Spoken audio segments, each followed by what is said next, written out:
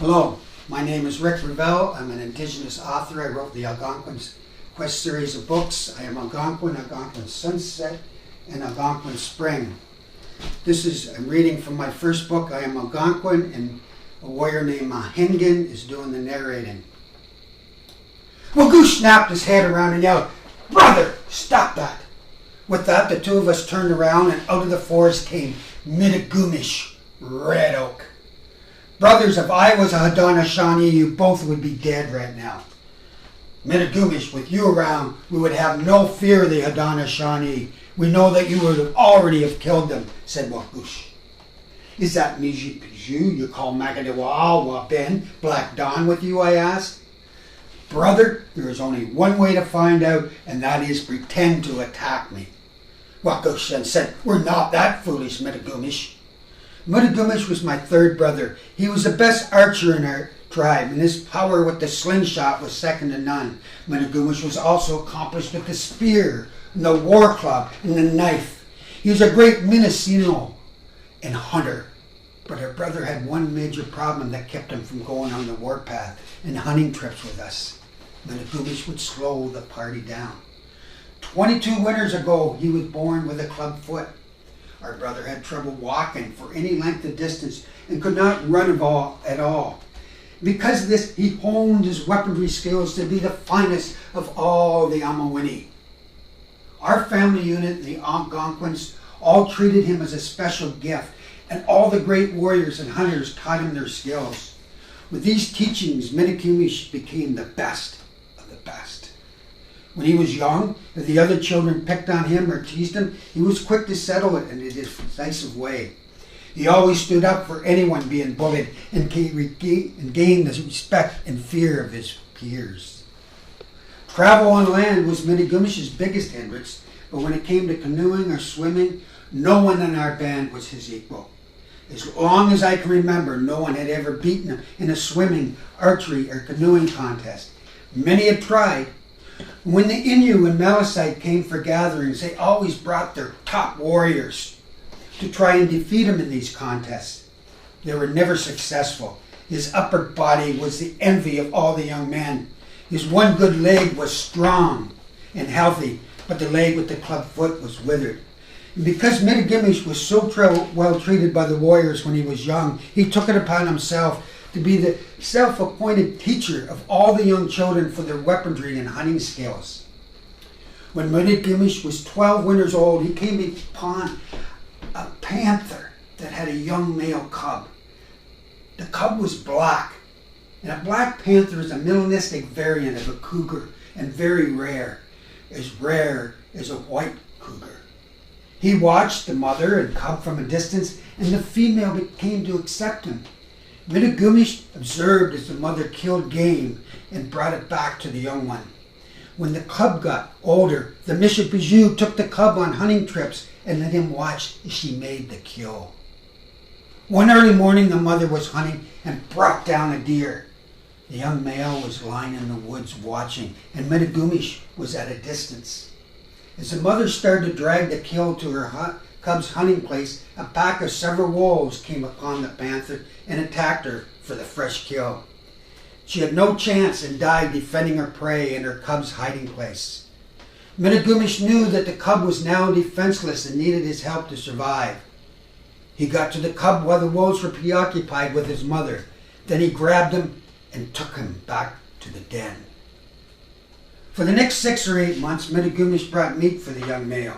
He never once brought him to the village, his thinking that this was one of Kichi Manitou's special creatures and that he must leave him wild.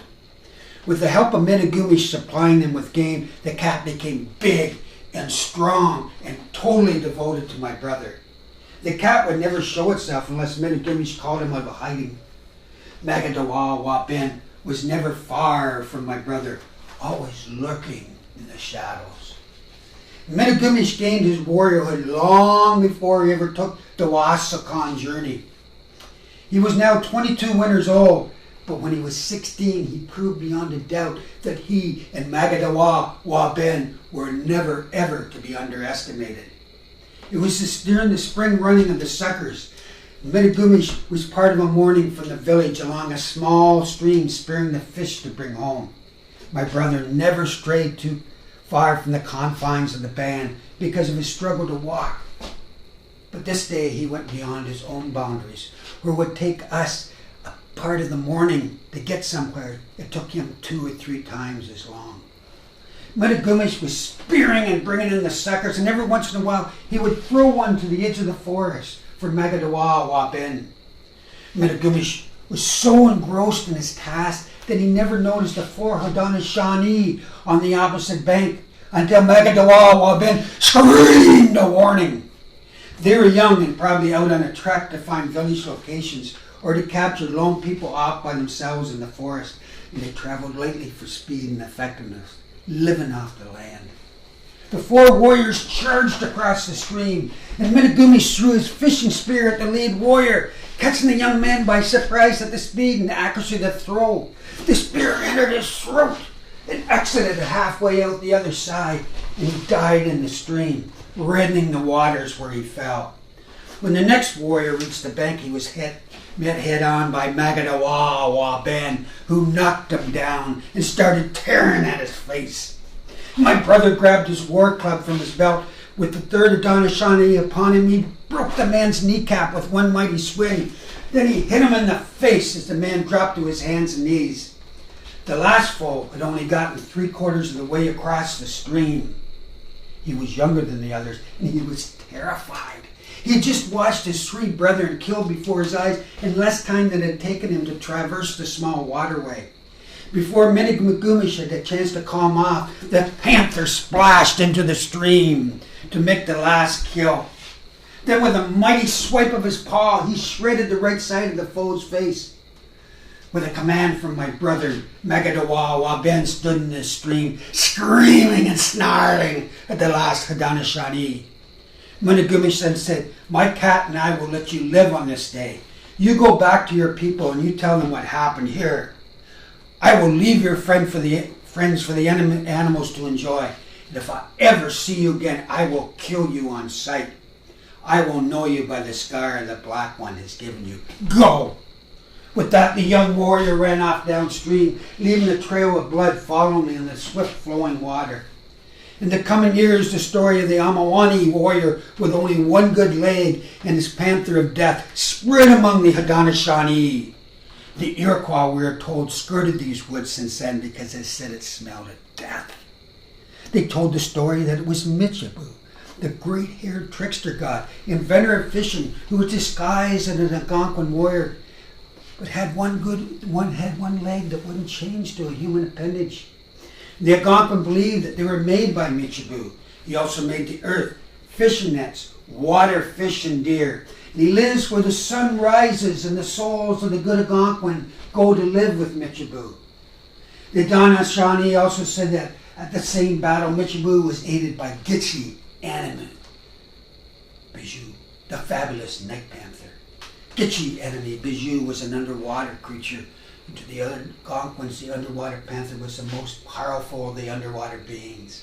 They believed him to be helpful and protective, but many times brought death and misfortune. And the Haudenosaunee also feared that their men may have been killed by shape-shifters. This was an enemy who would be feared beyond all else. Their powers were immense. Mitigomij then wakened me from my thoughts. "Wagush and Mahengan, I have not come here to sneak up on you to play games. There is something on the Sibi River that you must see."